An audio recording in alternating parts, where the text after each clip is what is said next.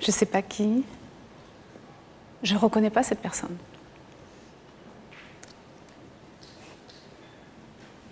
Visage qui ne vous dit rien.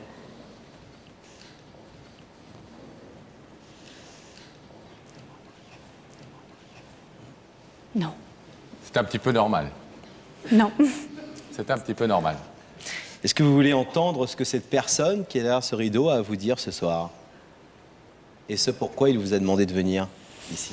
Ben, je vais aller jusqu'au bout. On va essayer D'écouter? d'écouter, d'entendre.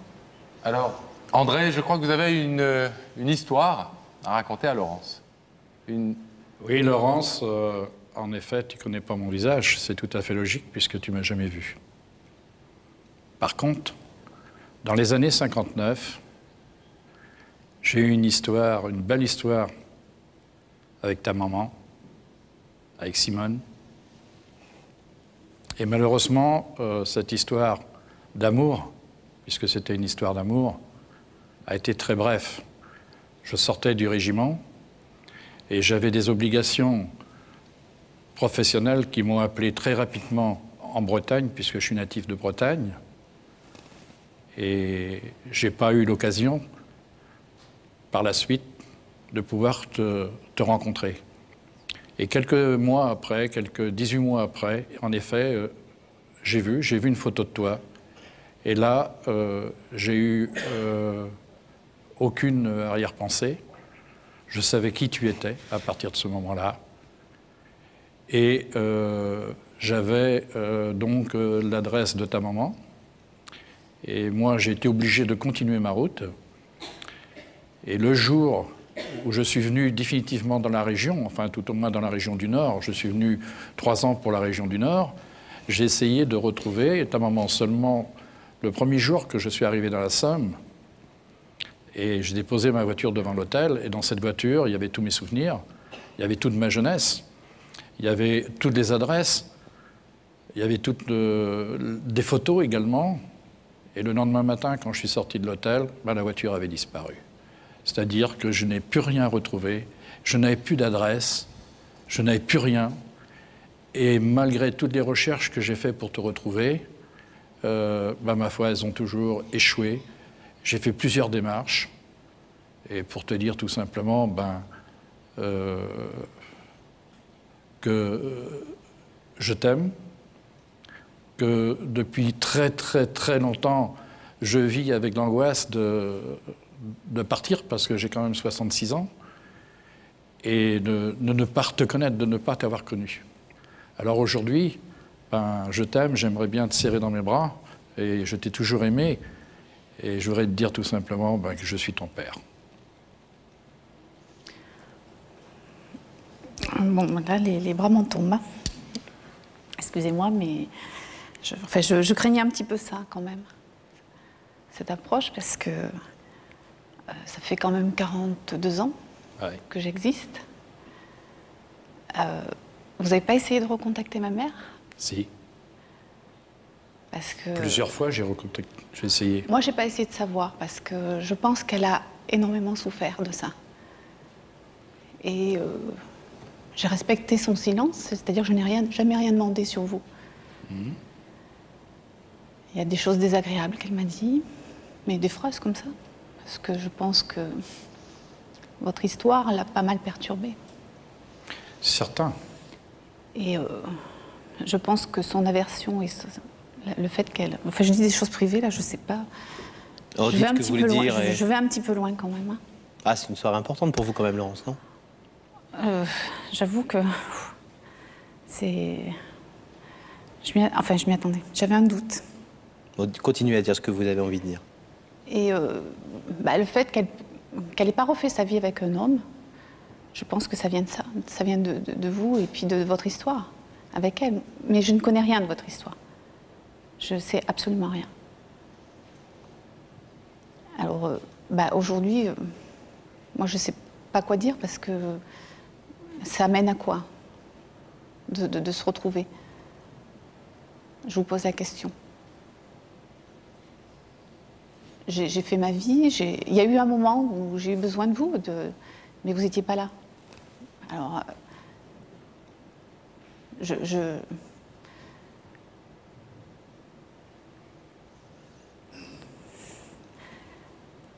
c'est dur. Vous voulez un petit peu d'eau? Oui, j'ai soif.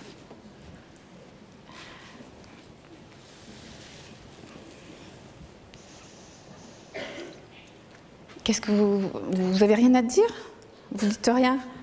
Dites-moi des choses, je sais pas. Non, je vous écoute car effectivement, je pense que l'histoire, d'après ce que j'ai entendu, bon, on n'est pas là pour aujourd'hui pour donner peut-être plus d'explications qu'il faut en donner.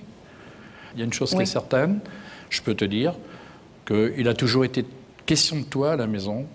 Tu as 2 frères, tu as une sœur, nous avons toujours parlé de toi et ils m'ont encouragé pour venir à cette émission parce que, en fait, tu n'as jamais été oublié. Mais il y a eu des circonstances qui ont fait, et je peux t'assurer qu'on t'a cherché, parce que je n'ai même pas été tout seul à te chercher.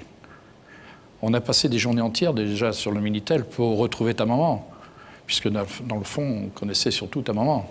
Mais vous ne saviez pas où elle était? Où est-ce qu'elle habitait? Où est-ce qu'elle était née? Non, non, parce que la dernière adresse que j'avais de ta maman, c'était elle travaillait à la poste de Kremlin-Bicêtre. Je suis retourné à la poste de Kremlin-Bicêtre quelques années plus tard. Et là, on m'a dit qu'elle n'était plus là. Et d'ailleurs, on n'a pas voulu me donner plus d'explications. Et je ne pouvais pas, partout où j'allais, en fait, je ne pouvais pas aller le renseigner. Je ne pouvais pas avoir de renseignements. Et ensuite, j'ai cru que ta maman, elle s'était mariée, bien sûr. Et donc, elle portait un autre nom. Et ça devenait encore plus difficile. Bah, vous voyez, c'est pas mariée. Ben voilà, je vois exactement. Et elle a sacrifié 42 ans de sa vie. Oui, enfin pour moi. Oui, pour moi. Oui, peut-être. Maintenant, si elle t'a raconté l'histoire, je pense que c'est peut-être dommage. Non. Il aurait peut-être mieux fallu peut-être qu'il faut combler ce moment. Et peut-être que tu comprendras certaines choses. Et peut-être que ce sera plus facile pour toi d'accepter autre chose. Maintenant, je vais te dire une chose. Quant à moi, personnellement, tu vois, je souhaiterais que tu fasses ouvrir ce rideau. Parce que depuis 42 ans, peut-être pas depuis 42 ans, mais au moins depuis 40 ans, je vis avec cette angoisse. J'ai 66 ans, je vis avec cette angoisse de partir un jour et de ne pas t'avoir connu. Tu as une famille également, du côté de ton père, qui est prêt à t'accueillir, je peux t'assurer. Et peut-être que c'est très important pour toi, peut-être qu'il t'a quand même manqué quelque chose. Non, parce que j'ai su combler ce manque. Ma mère a su combler ce manque par son amour pour moi. Tu as des enfants? Non, j'ai pas d'enfants. J'ai pas voulu en avoir. C'est un choix. C'est un choix qu'on a fait avec mon mari. Oui, bien sûr. Ce qu'on peut vous dire, nous, Laurence, ce soir, parce que c'est toujours compliqué d'avoir des mots sur un moment aussi lourd, aussi compliqué. Oui, c'est très compliqué. Un vrai moment de vérité. Et qu'on n'est pas là pour entendre des choses que vous pourriez vous dire. Exactement. Ou peut-être, vous allez nous dire tout à l'heure que vous n'avez pas envie de les entendre, mais vous dire dans le privé, et ça ne nous regarde pas. Ce qu'on peut vous dire sur André, c'est que ça fait des semaines qu'on travaille avec lui, que notre équipe travaille avec lui. C'est un homme bien, que c'est quelqu'un qui a porté ça et qui aurait pu oublier cette histoire, et qui a fait cette démarche de faire cet effort considérable en sachant ce qu'on peut penser de lui, ce que les téléspectateurs peuvent penser de lui ce soir. Les gens qui abandonnent une femme avec un enfant, même si l'abandon n'est pas avéré, en l'occurrence, c'est jamais bien jugé. Il a pris ce risque-là. Il a sa famille aussi, il a une femme à qui il n'a jamais menti, il a des enfants à qui il n'a jamais menti. Je peux dire aussi également que tu es le portrait craché d'une de tes sœurs. Ce qui est sûr, Laurent, c'est que avant d'essayer de vous faire venir, on a voulu être certain de la sincérité de la démarche d'André et du fait qu'il avait fait effectivement des recherches. Et ça, on a pu le constater, effectivement, même si ces recherches, malheureusement, pour vous deux, sans doute, ont été vaines. Les nôtres ont été plus efficaces, mais peut-être que nous avons aussi des moyens qu'il n'avait pas. En tout cas, il est ici ce soir avec beaucoup de sincérité. Je sais, mais... Enfin bon, peut-être c'est... Ouais, non, il faut que je parle avec lui, en privé. Bien sûr. Alors, je vais vous demander, Laurence... Selon le principe de cette émission, de vous mettre debout face au rideau. André est venu ce soir après 42 ans. C'est très long, effectivement, toute votre vie. Vous dire, je suis ton père, est-ce que tu veux bien avoir enfin des relations avec moi? Vous êtes totalement libre de laisser ce rideau fermé et de repartir pour l'instant et de remettre ça à plus tard ou à jamais. Est-ce que vous voulez, oui ou non, ouvrir ce soir le rideau? La décision est difficile à prendre. Tout à fait, mais elle n'implique que cet instant et ce lieu. Vous êtes évidemment entièrement libre, Laurence, on n'arrête pas de vous le répéter comme une sorte de logorée, mais c'est vrai et c'est ce qu'on pense bien sûr.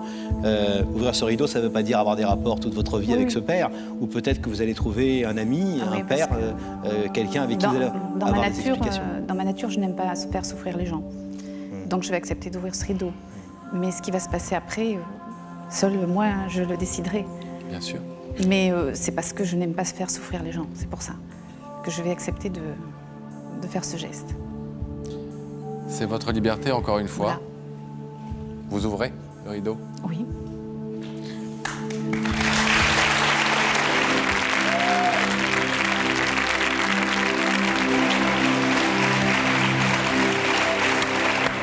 Alors, Peut-être t'embrasser? oui.